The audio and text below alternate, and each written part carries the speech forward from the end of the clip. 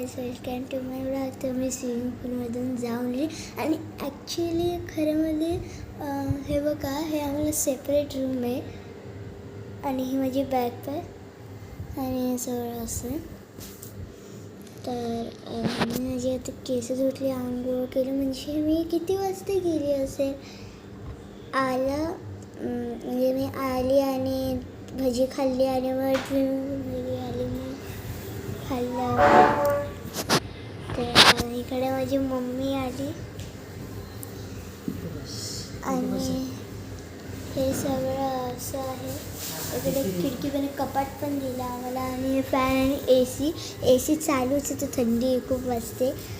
आणि उद्या मी तुम्हाला दाखवेल, म्हणजे सगळं दाखवेल की कसं काय काय आहे ते.